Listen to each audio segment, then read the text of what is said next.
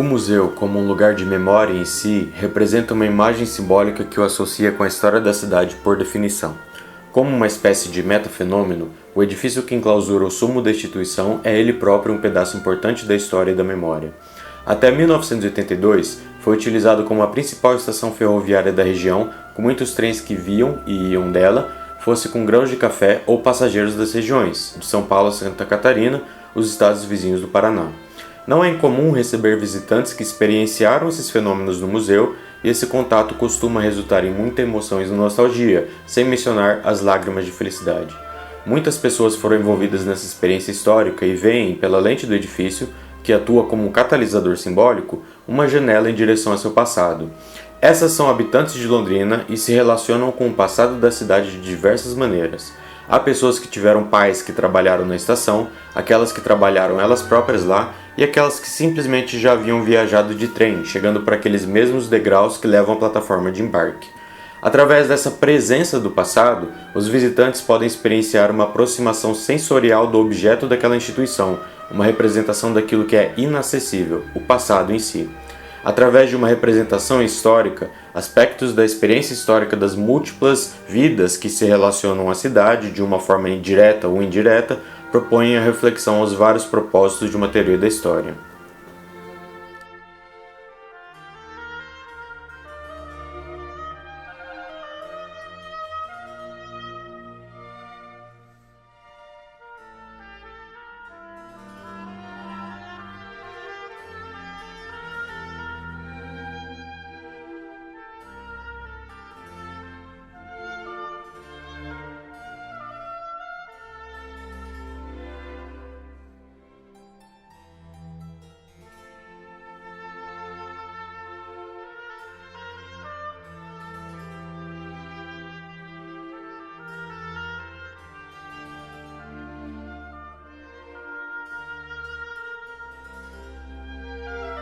O edifício que cedia a instituição foi construído de 1947 a 1951, que foi o ano de sua inauguração. Antes disso, a estação ferroviária, que até então era a única na cidade, tinha se tornado pequena demais para as necessidades das pessoas e do comércio. Para representar um portal de entrada da cidade, que era considerada até então a capital mundial do café, ele tinha de ser excepcional. A arquitetura é uma mistura e justaposição de ideias do movimento eclético, representando várias culturas em sua composição, cada uma daquelas uma homenagem às diferentes nacionalidades que compõem os imigrantes que compraram lotes de terra da companhia que basicamente construiu a cidade, a Companhia de Terras do Norte do Paraná, a qual veio do Reino Unido. A cidade, entre o fim dos anos 20 e início dos anos 30, foi cheia de representações de estilos de construção norte-americanos e europeus, e o museu representa a multitude de diferentes cores e culturas. Desde aqueles tempos, é possível dizer que Londrina tem sido estágio para uma experiência sincrética, e ela permanece com esse aspecto entalhado em seu edifício. As portas trabalhadas em ferro lembram da experimentação material do movimento modernista, o qual foi fundamental para o desenvolvimento da acumulação cultural do Brasil sob o meio artístico. As longas entradas arqueadas, o telhado triangular e a fundação feita a partir da pedra, todos relembram características europeias, nascidas das características climáticas daquele continente. Em Londrina, ela serve um propósito de aludir à herança daqueles que vieram com interesse econômico. Não apenas o edifício, mas também o jardim toma parte dessa experiência. De um lado do lote, há plantas e árvores que vêm originalmente do Japão, do Canadá, dos Estados Unidos, do Marrocos, entre outros. No outro lado, de frente a uma das principais avenidas da cidade, há a flora que se origina no Brasil, como a peroba rosa e o pinheiro do Paraná, um símbolo do patrimônio natural do estado. Nessas áreas, os visitantes podem entrar em contato com aspectos que são representativos daquela rica assimilação cultural, com base na relação entre as diferentes nacionalidades e visões de mundo. Quando crianças visitam o museu, podem andar pelos corredores formados pelas plantas do café e colher grãos para si, mantendo assim uma memória pessoal daquele lugar que vem de meios naturais. A cada ano, há um evento que celebra museus ao redor do país, e os visitantes podem participar em reencenações do processo de produção para a colheita dos grãos de café, como a separação, que deve ser feita assim que os grãos são recolhidos.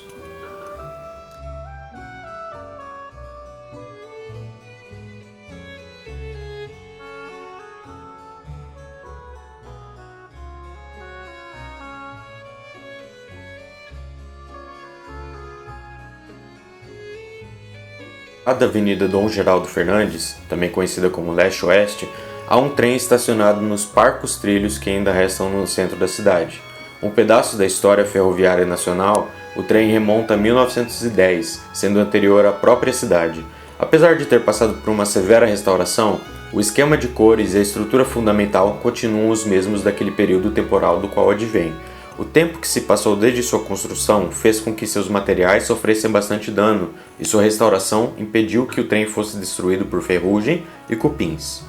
Dentro do trem, os visitantes podem experienciar a sensação claustrofóbica de andar em um dos vagões que levava um trabalhador das estações ferroviárias, a separação de classes entre a primeira classe e a classe econômica e a relação entre mercadoria e passageiros em diversos tipos de viagens que ele fazia. Atenciosamente cuidado, o trem construído pela Companhia Baldwin há mais de um século é um dos aspectos mais marcantes da instituição, servindo como importante aspecto para o patrimônio cultural da cidade.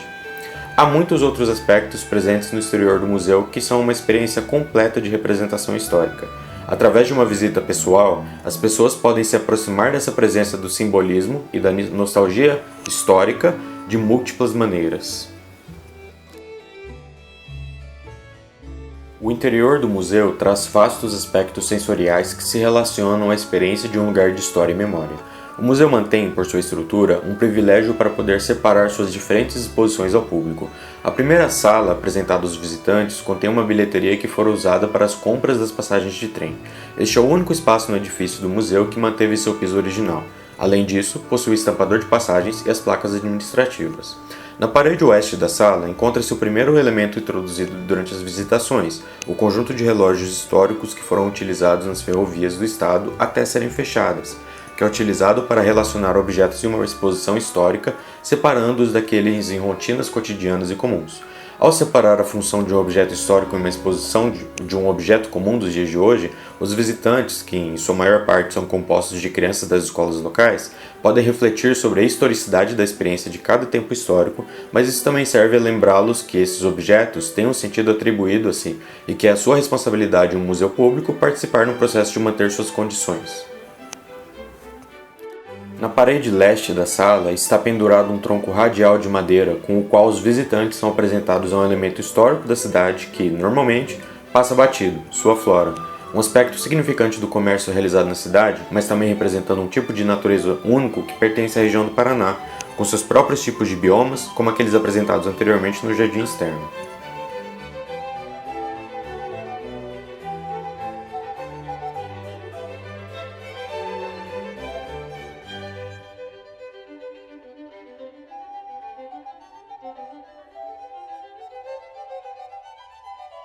O caminho introduzido na Sala Oeste abriga um dos lugares mais frequentados da instituição, que é a sua exposição de longa duração.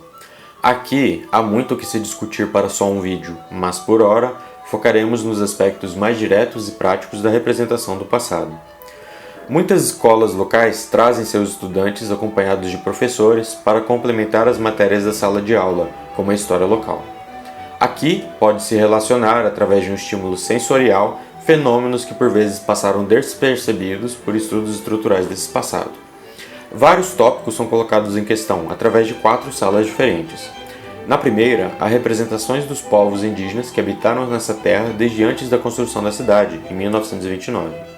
Seus símbolos culturais, visões religiosas de mundo e achados arqueológicos estão representados nessa primeira sala.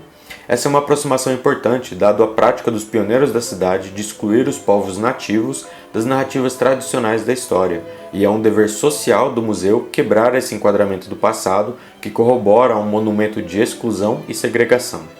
Através de colaboração com a tribo Caingangue local, o museu pôde apresentar uma reavaliação daquela presença dos povos indígenas enquanto constante na formação de Londrina.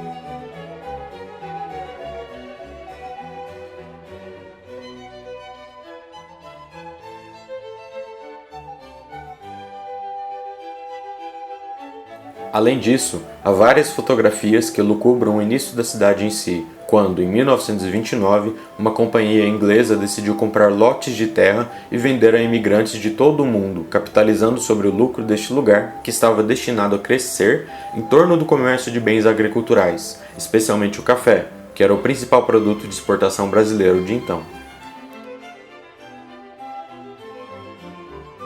Um aspecto que é apresentado aos estudantes sob uma maneira interdisciplinar é o contraste entre progresso urbano e desmatamento, um problema com o qual o Brasil ainda tem de lidar e constantemente é apoiado por interesses agriculturais que não são movidos por obrigações para com as gerações futuras.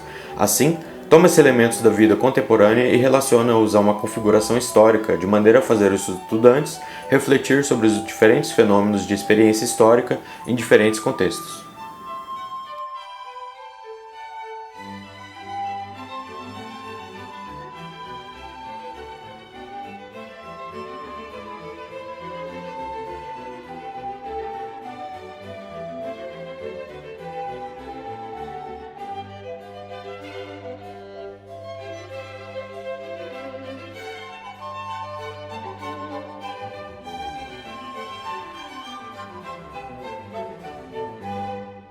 A seguinte sala apresenta o progresso rudimentar experienciado nos anos 30, como o uso incipiente da fotografia como elemento da propaganda, as primeiras empresas comerciais e as condições de moradia dos pioneiros, que refletiam as condições materiais daqueles primeiros anos. Além da presença dos imigrantes na construção da cidade, elementos culturais e materiais daqueles que vieram de outras partes da nação, além dos próprios povos indígenas, estão representados nesses tempos, de maneira a compor um patrimônio cultural que compusesse a identidade de Londrina como um todo.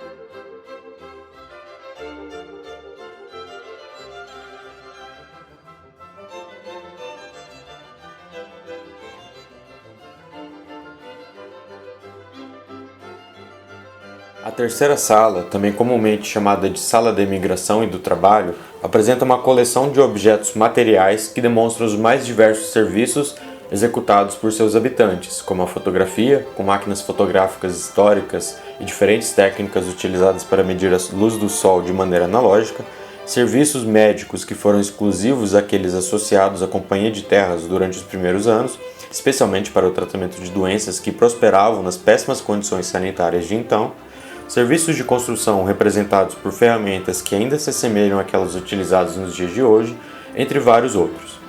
Há também elementos de diferentes culturas trazidas através do processo de imigração.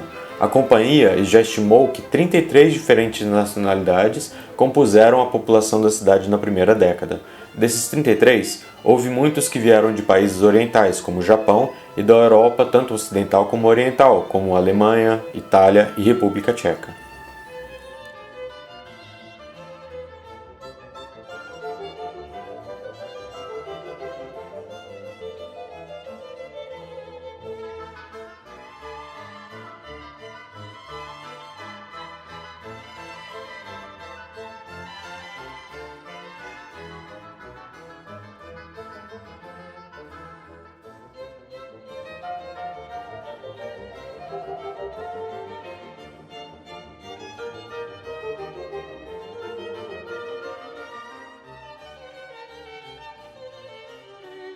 A última sala conclui a visitação a este lado e exibe, de um canto, diferentes conjuntos de ilhas que contêm elementos da vida cultural, seja religião, música, brinquedos e o sistema educacional.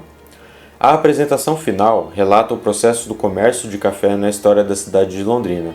Considerada a capital mundial do café em determinado momento, Londrina possui muitos aspectos culturais que lembram este legado que frequentemente é retratado em suas instituições culturais. O principal shopping da cidade tem um ramo de café em seu logotipo e é nomeado a partir de um ramo local de café, que é o Catuaí. O teatro associado à universidade é chamado Ouro Verde, em alusão à riqueza trazida por esse comércio. Além disso, diversos outros lugares de forte representação cultural fazem alusão a este passado glorioso que a cidade criou a seu favor, monumentalizando, em sua identidade histórica local, esses aspectos e elementos do passado.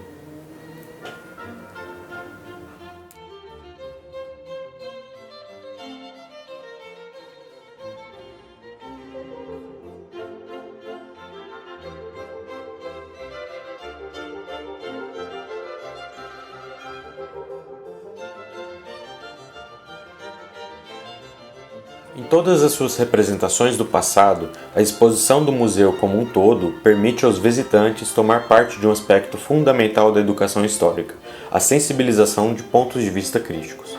É importante se utilizar do espaço oferecido para a educação dos visitantes no sentido de que se deve refletir sobre as diferentes narrativas e discursos na vida em sociedade como um meio a potencializar uma vivência mais democrática na vida política contemporânea.